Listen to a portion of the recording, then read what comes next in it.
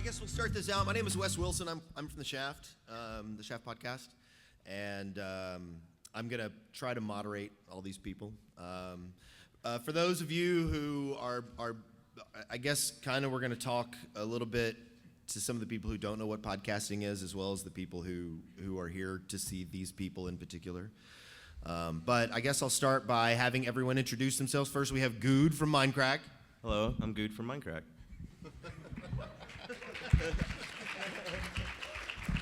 Who am I?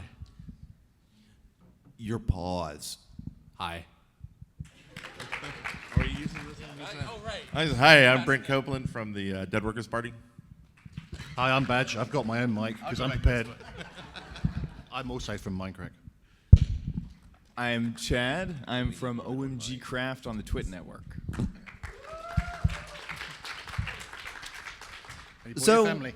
I hope so. Yeah, like you actually. My extended family's here in the audience tonight. And for those of you who don't know, like This Week in Tech, Chad works with This Week in Tech also. So like he's as much podcasting as all this end of the table has done.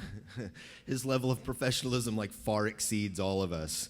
So Chad's got a really unique perspective on this. So let's talk a little bit about podcasting. Like, does anybody remember when they first learned about podcasting and like sort of found out what it was like?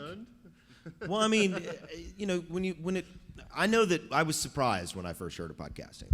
I'm like, wait, people are doing radio like normal people without stations, and I was kind of fascinated because I worked in college radio, and the idea of doing something like that was very appealing to me.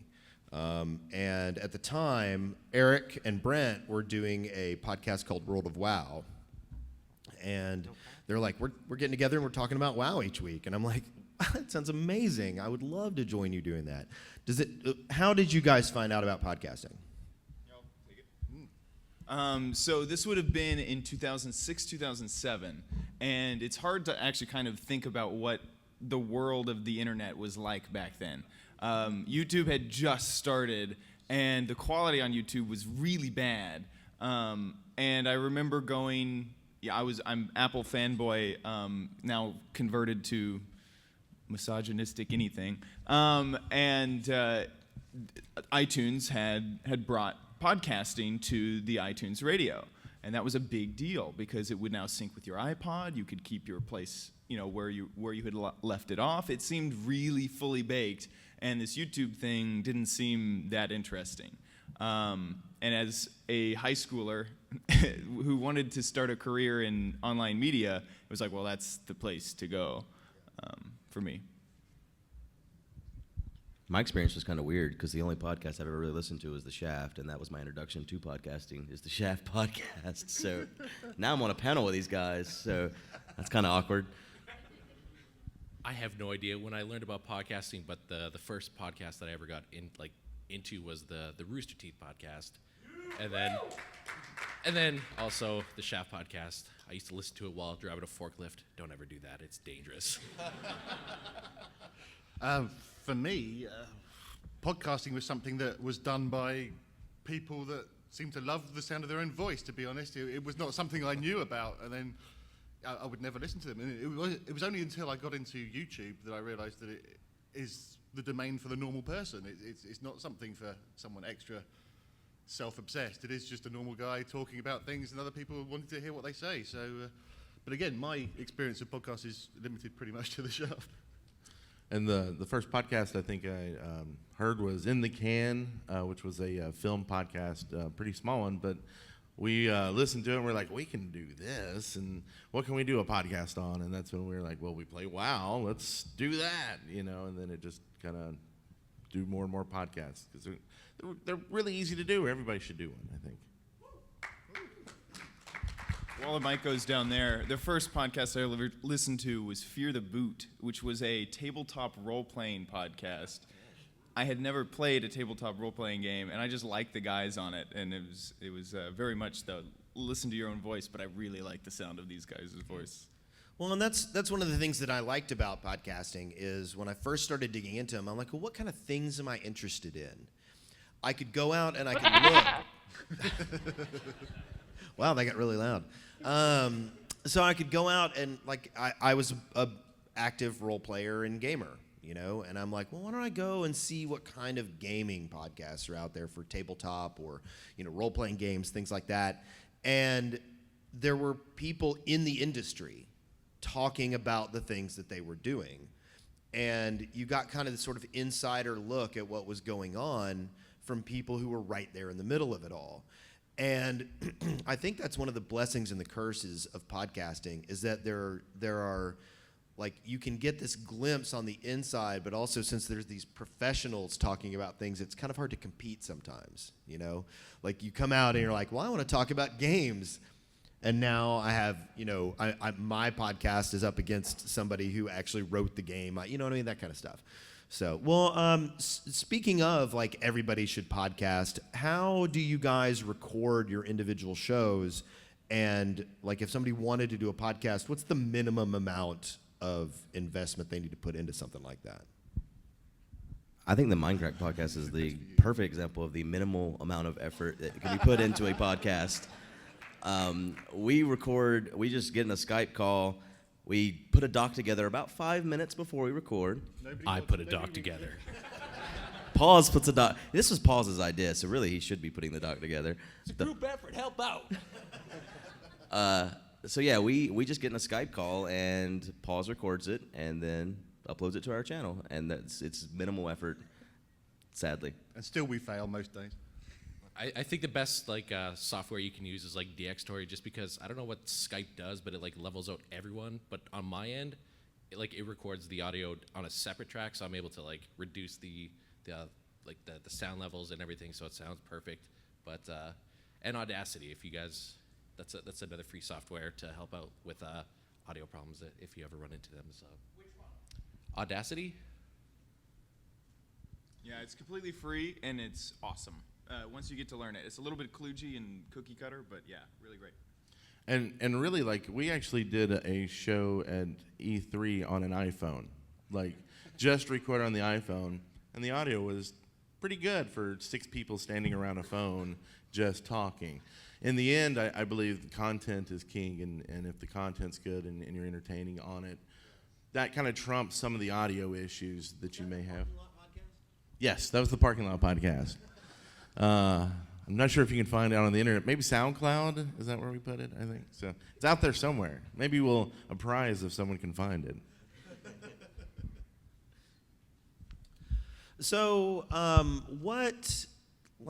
as you've started podcasting and you've started putting stuff up, what has been like the pluses and minuses of what you're like? What inspires you to keep doing it, and what kind of frustrates you and makes you want to quit? Let's start at the other end of the table. So I have an interesting perspective on the podcasts that I make, is that they have a corporate backing that forces me to do podcasting.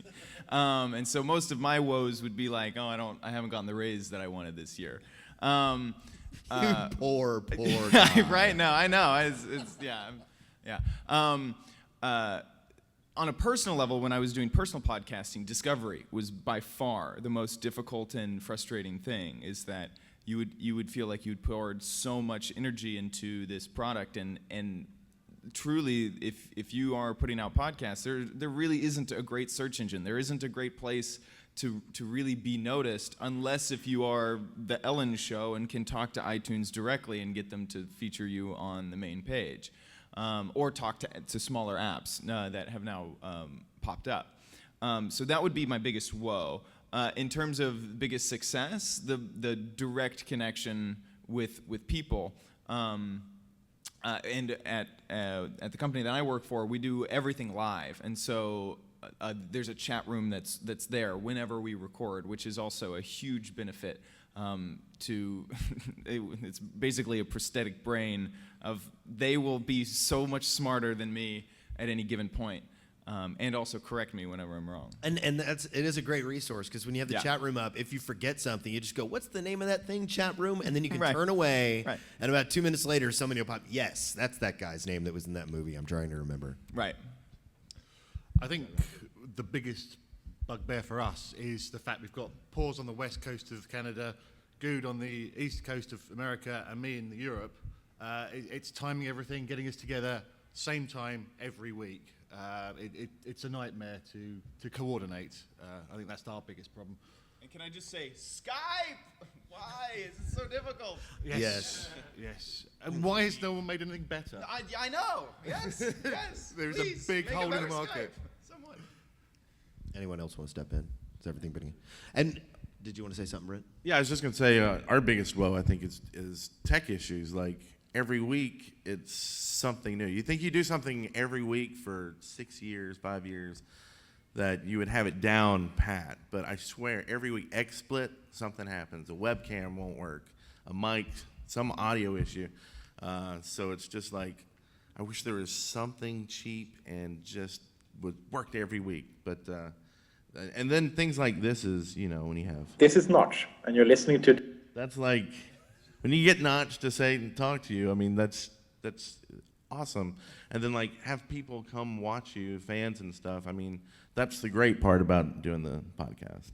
Well, and we discovered the Dead Workers Party has done a lot of podcasts, and we've discovered that we get the most audience response from podcasts that we point towards individual games.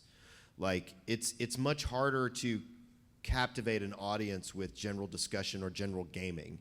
But if we go, we're doing a Minecraft podcast or we're doing a Team Fortress 2 podcast, there are like for some reason the people dive in, and like the response we get on these podcasts is really unbelievable. I know we really got surprised with our TF2 podcast because all the fans started sending us like they would write songs and play them on the guitar and send them to us, or they would, create art and send it to, and we're like, oh my gosh, what? And this is, I think fan art has sort of taken off a little bit more in the last few years, but like 4 or 5 years ago when we were doing TF2, the idea of getting fan art was we were just like, holy cow, what is going on?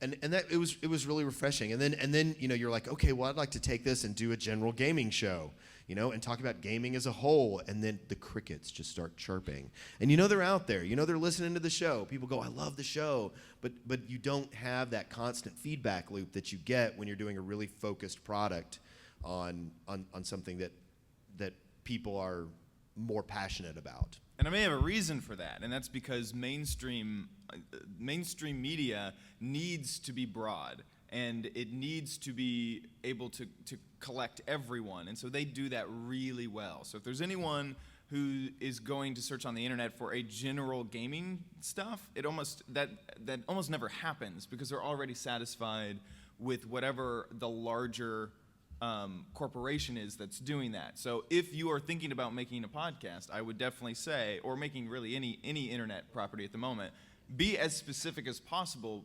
Find a niche, fill it, and find a niche that you like, because there's a lot of really long days when it comes to making content. So yeah, I agree. Stay niche. And I was just talking with Good. There's a different style of podcasting, and that's more personality driven. And I know that the Mindcrack podcast tends to be very general, but you guys get a lot of response because of your personalities and because people know you from something else. And then you guys getting together is kind of like a little audio party of all your favorite people. I think that is it's a benefit of being more than one person. If you're on your own, you're bouncing off yourself, whereas with us, we can have these little pseudo-arguments going on and private jokes, and everybody likes that and gets into that. But Mr. Winger. nah. Mr. Vacation. So what are there any benefits to, like, do you guys find that people coming to hear your personalities interact is like better or worse than people coming in to try and listen to what you have to say? Well, I'm probably, earlier we were talking about people that would do podcasts. I'm probably one of the types that just does it to hear my own self-talk, I guess. I made my own YouTube channel just to talk about stuff. So doing the podcast was like, yeah, we can just talk about stuff, and we don't even have to have video. We're just talking. So I think it's great. And the fact that we have such a good following of people that want to watch it or listen to it, not watch it, is awesome, that we can just talk about whatever is interesting to us each week, and people are there to listen to it and interact with us. I think part of the generation of our podcast was the fact that me and Good used to spend quite long evenings on Skype just shooting the breeze about nothing for a long period of time. And we thought, well, we should really be recording this. And then Pause came along and said, let's do a podcast. And it kind of developed from there. But it was Yeah, just that's exactly what happened, yeah. all night. Like pub talk without the alcohol. Worst idea ever. So what? Let's see. How do you guys think your podcasting has evolved? Like, how do you think you've changed as you've gone on, or how your product has changed as you've gone on? I have no idea how we changed. I don't think we have. We've just been like, we've just been the same. We just pretty much get the information every week, and then we just get the questions. And I don't know, nothing's really changed about us. I don't think. I think that the truth is that probably we should have changed and become a lot more professional in the year and a half we've been making our podcast. Professionalism, I don't know. No, don't. No. I would say if, especially for someone who's starting out, just getting in front of a mic or a camera and talking, podcasts are a really good way just to do that. Most of it, if your numbers are small, that might even be a good thing. The first podcasts that I did still are out there, and they still only have less than 100 downloads. And that was just time, that was just flight time to try to be able to speak coherently until something bigger came along, and then you could use that previous time to an advantage. So that's, I mean, in the beginning it was horrible, and now I hope it's not horrible.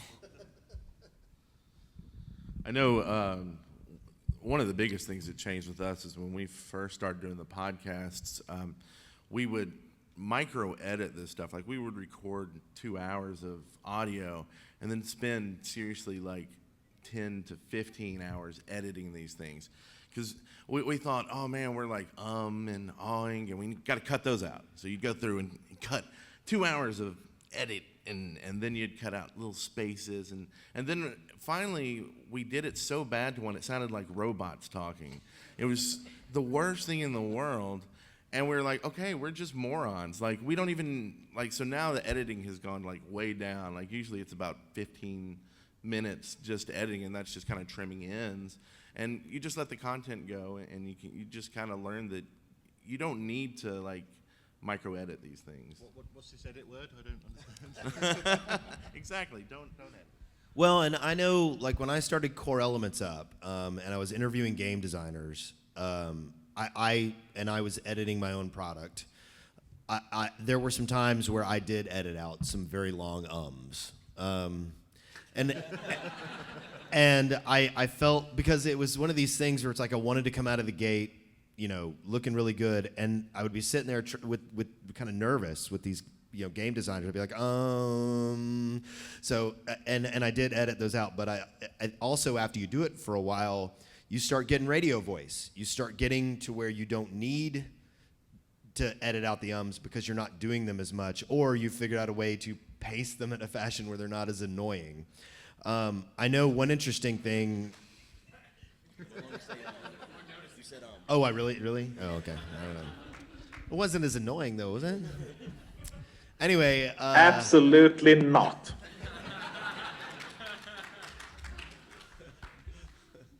Now I lost my train of thought. Just say That's another thing that, like, we've experienced as we've gone on. Like, with me, Brent, and Eric in the same room podcasting, we have a certain chemistry about us, and we'll get our guest on Skype, and it's kind of difficult necessarily to get the kind of cues that a very clever conversation requires over Skype. You can get a little bit of it, from the visual stuff on there, but like, Good came and joined us last weekend in the studio, and it was just a hilarious show because we were all there feeding off each other, making each other laugh. There was no Skype lag. You didn't end up with that back and forth. We were trying to figure out who's supposed to talk. And it can make a real world of difference to have everybody in the same room. Skype is an amazing tool, though. Like, I watch, I'm able to interview famous I'm like hanging out with Edmund McMillan on Skype call, and I'm like, wow, you're Edmund McMillan, you're Jonathan Blow. So there's another Now I'm going to notice them the whole time. You're going to do that to me. Where do you think podcast is going on the whole? Do you think, and I've had this conversation with both Brent and Chad, so why don't we start down there? Chad, where do you think podcasting is going on the whole, and what do you think that we can do to make it better? Right. So it requires a tiny history lesson. It goes back to iTunes, adding podcasts, and iTunes is still, for most podcasts, 70% of their downloads. So it's a big market. Back in 2007, this was great for everyone. iTunes didn't have content on their store. They had not made deals with the movies or TV shows that they have now. And fast forward to today, when they have TV shows and movies and albums, LPs that are fancy looking, they make a lot of money off their iTunes stores, apps and stuff like that. And there's much less of an incentive for iTunes to promote free podcasts. There's a big liability. We are just bozos up here making stuff that goes on their site, and they have a responsibility to keep that moderated. So in the past few years, you can see that Apple, who's been the biggest driver of podcasts so far, has kind of waned a bit in how much they support the platform. And it's called podcasting. Like remember the iPod? Everyone associates podcasting with iPods. And so that's been distressing. Luckily, there's been a resurgence of people who are doing it on their own and making apps, and there's really, Stitcher Radio is kind of a new style of podcast app. There's lots and lots of new ways to consume podcasts, but you kind of have to know what you're looking for. You have to dive in and be, I need to go find that app so that I can watch that podcast that I've been watching for 5 years already, because otherwise, how are you going to know? I mean, none of us have big marketing budgets to promote podcasts. So that's also distressing. So moving forward, I would hope that podcasting will find a new platform from these apps. Either there is a new platform that sort of works across all devices, which is kind of an issue, is right now a lot of these apps, there are features that they're missing that are really required if you want to get deep into podcasting, like syncing across all devices, sort of how Netflix does it, or streaming like YouTube does it, or maybe even switching between quality versions, which is impossible on every app.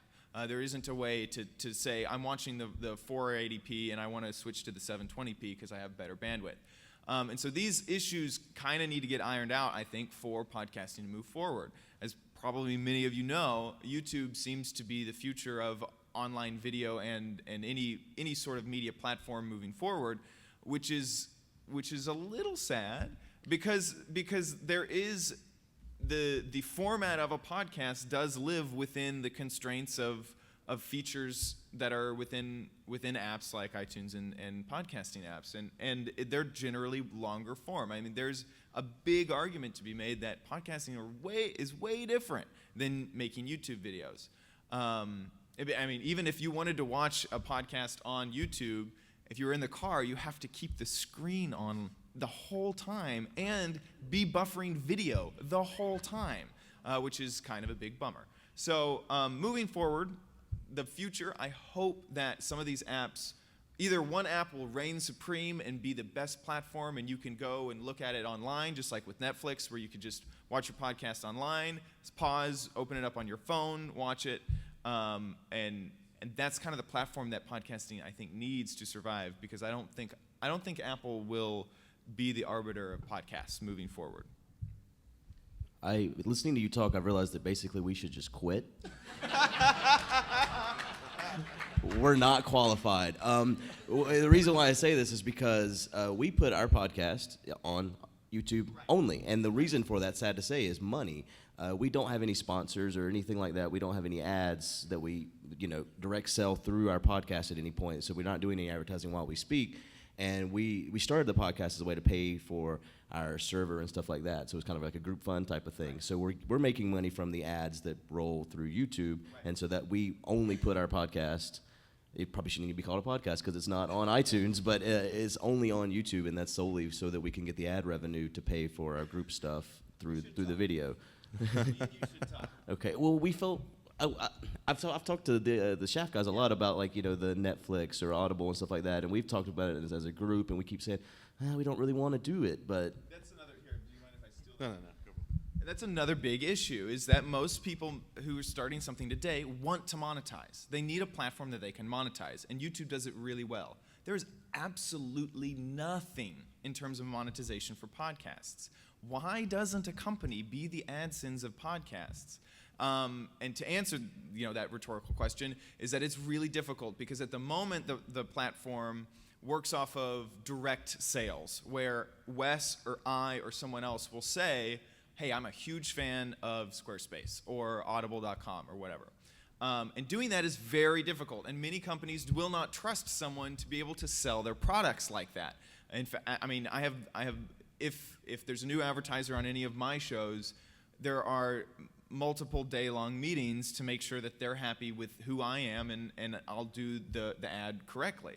And so that's a huge issue. Moving forward, what would be the best for everyone is this legendary alpha app that I'm talking about, this alpha platform, also becomes the AdSense of podcasting. To either say, we can hand you an ad that you put somewhere in your podcast, and using a music track, what's that, Smule or no, not, what's the thing where you hit the button and you can tell what music is playing?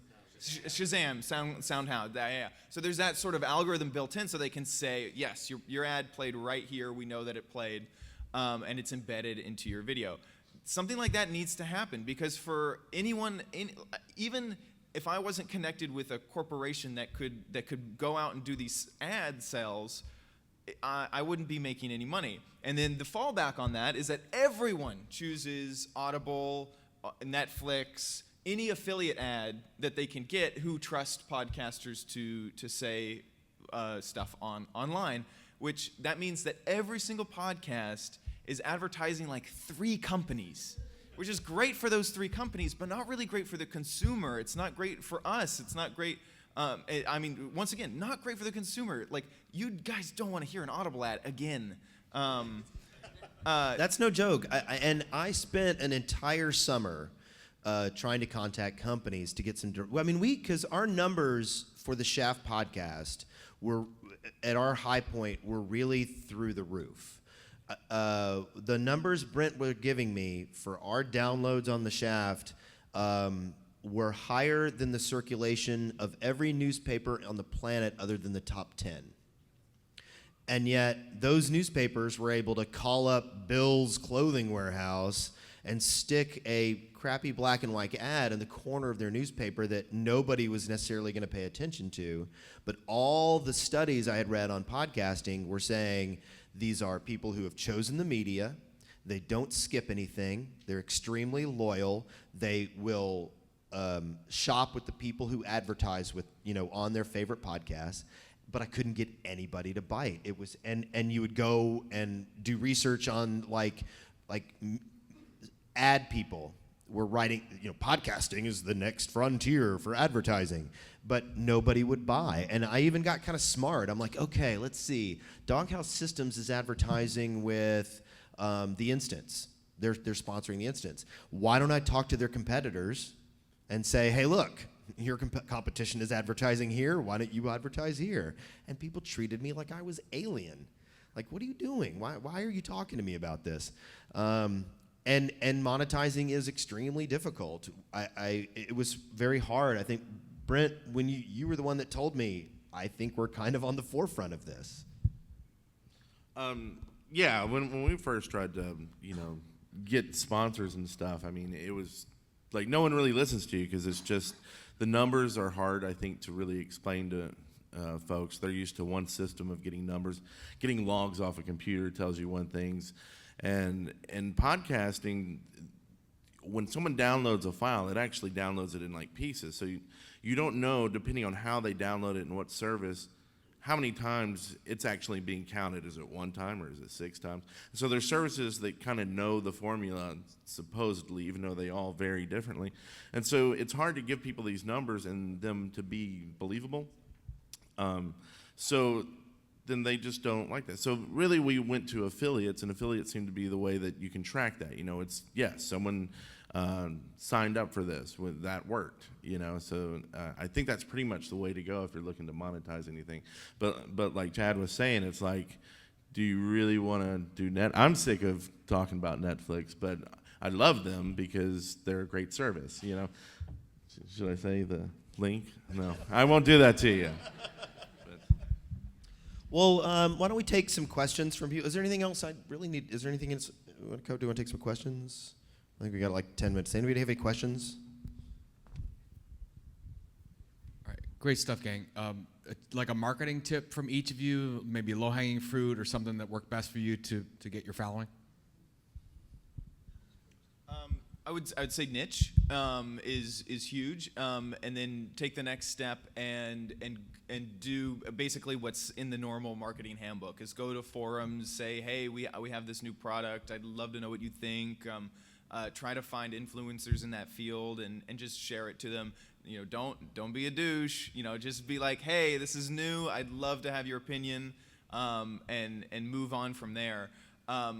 Finding a niche could be just a whole freaking panel in itself, because like I know with Scam School, Brian Brushwood, he wanted to be, there's magicians, everyone knows what a magician is, but he wanted to be the internet magician, and that was a niche that hadn't been filled yet, and so that's what he went after. So it just by niche doesn't mean like you need to do a podcast on dog leashes. You can have a bigger idea for your niche, but make sure it's not filled yet, or if it is filled, what is your angle on it? What sets you apart is what I would suggest.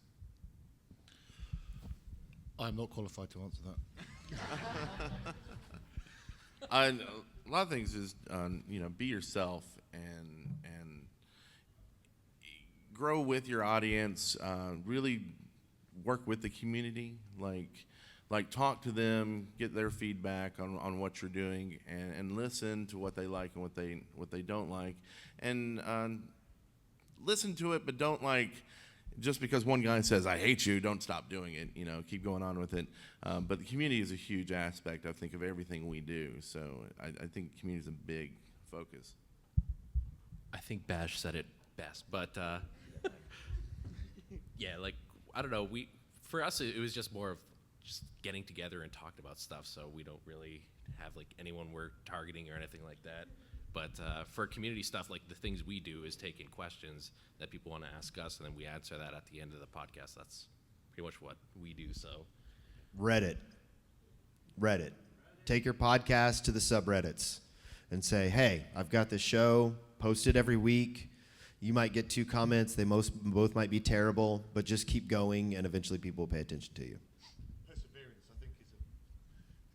Perseverance is a big thing, I think. Because the market is saturated with pretty much anything you do. I think whatever you do, you're going to have very few views at the start, and I think you need to keep, as you say, going on the Reddits, going on whatever, and just keep pushing it and pushing it and pushing it. And one last thing on that, I think one of the hugest thing in doing a show, and really this follows, I think, on YouTube, on podcasting, is consistency. If you start a show and you do it 1 week, and then you wait a month to do the next one.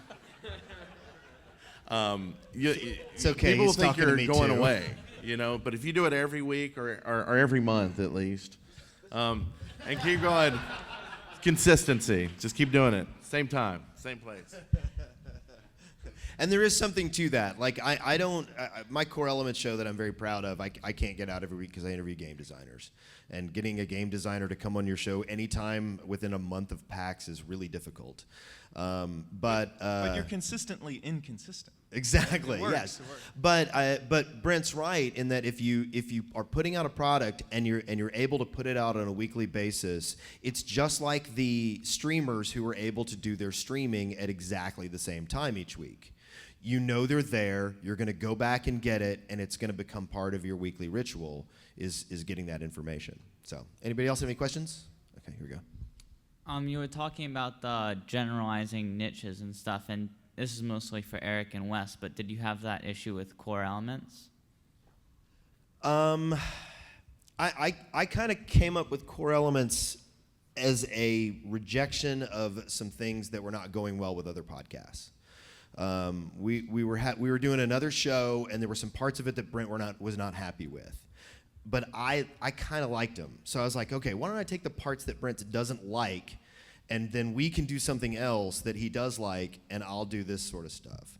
And then at the time, I was also trying to get video game designers to come on our shows and talk to us, but it was really, really hard to do. So I kind of thought, well, why don't I make a show about game designers?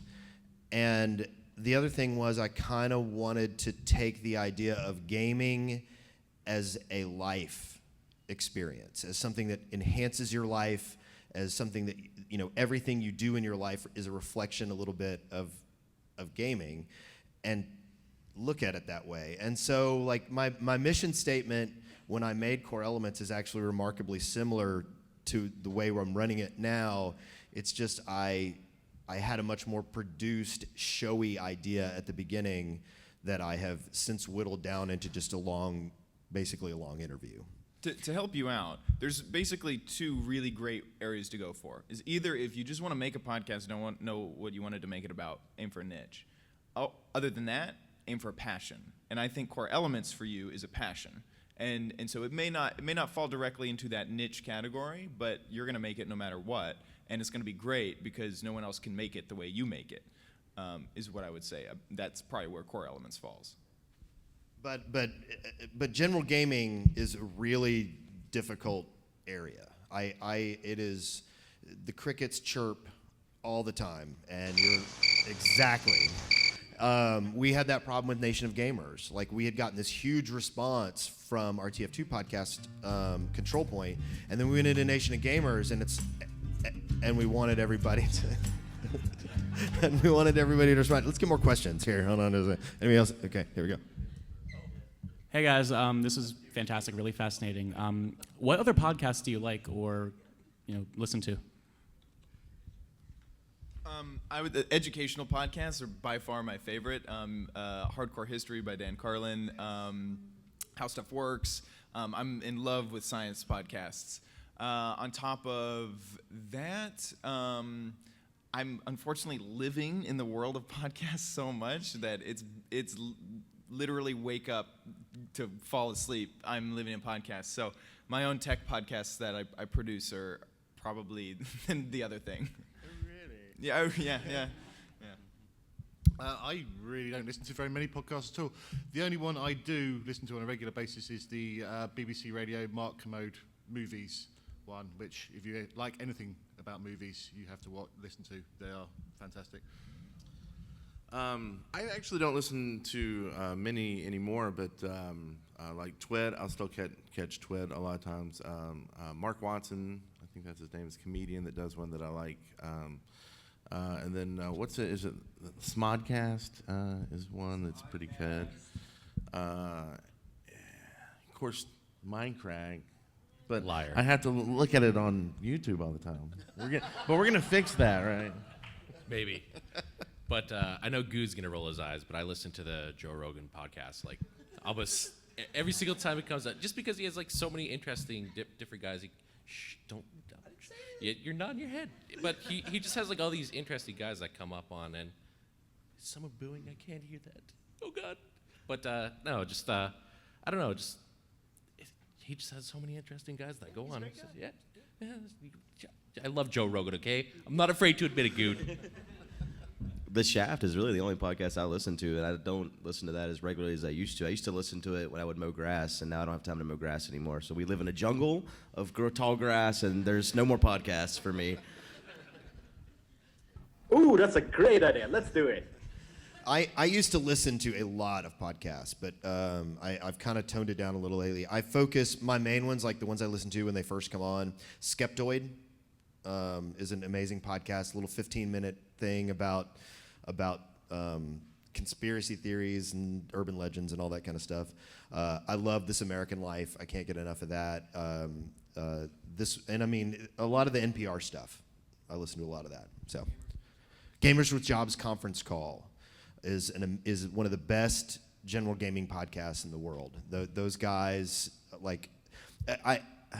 they're able to play games the week they come out and talk about them coherently. And whereas I'm like, oh wait, I bought The Witcher 2 a year ago. Maybe I should finally play it and talk about it, you know? So, okay, more questions.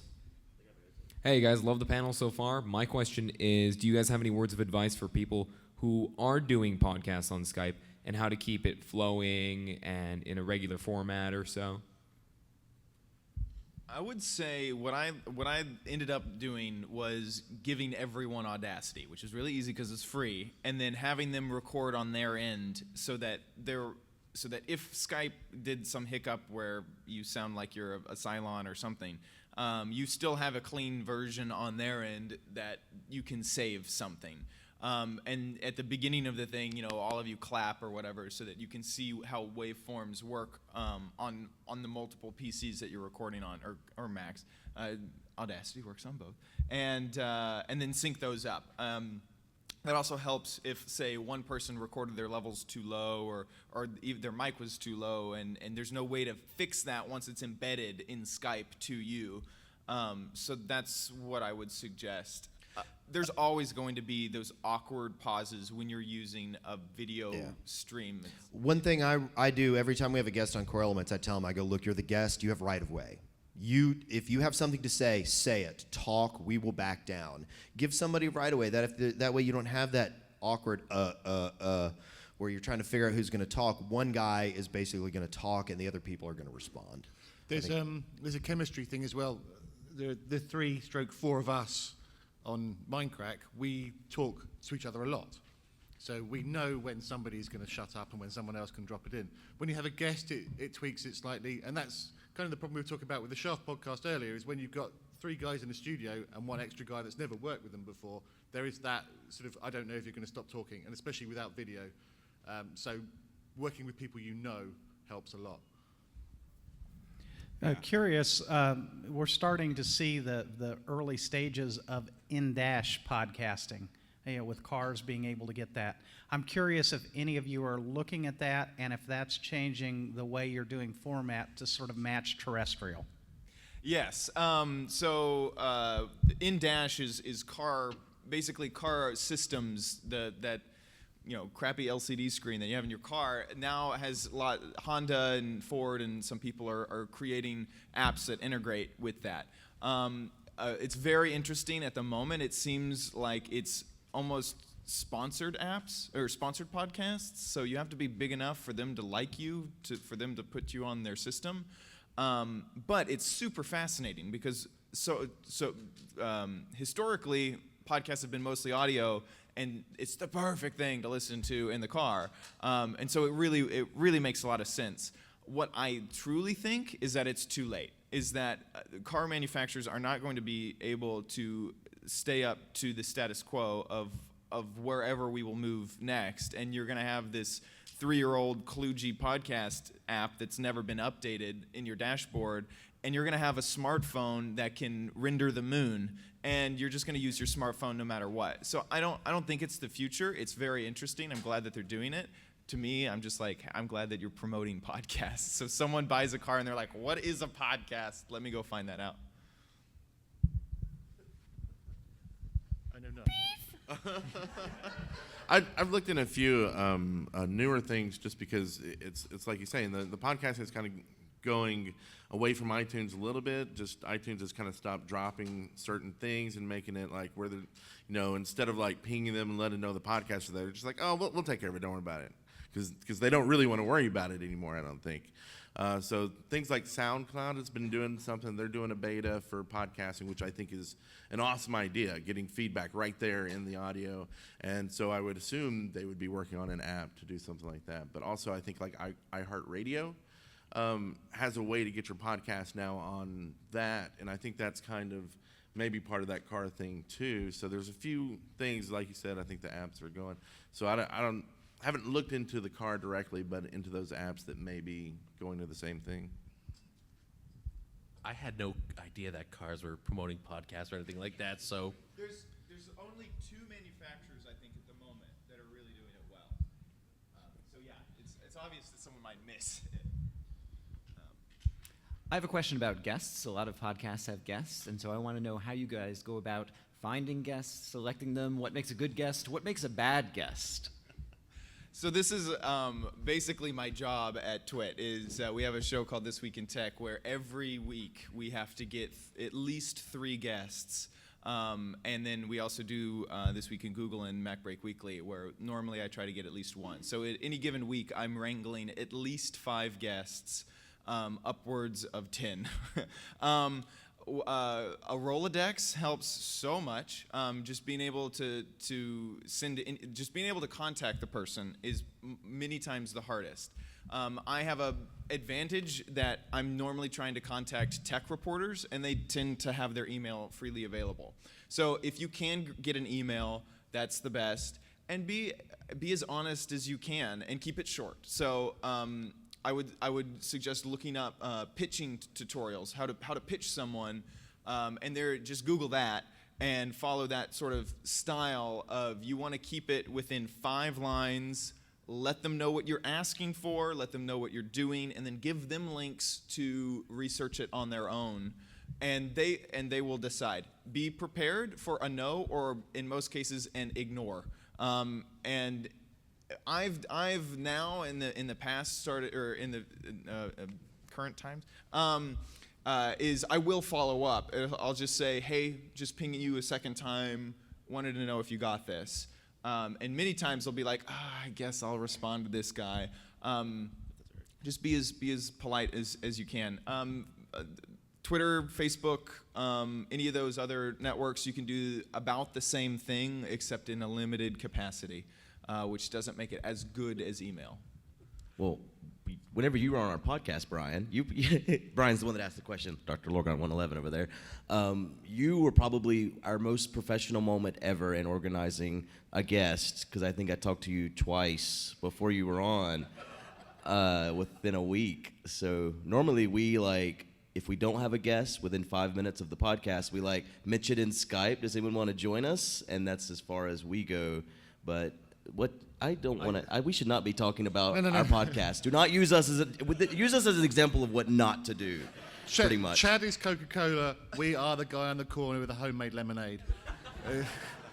basically, what Good was saying, for us, I was talking about how our podcast is mostly just friends talking together. So we met Brian at PAX, and we thought that we all talked well together. So why not bring him on the podcast? So that's how we choose our guests.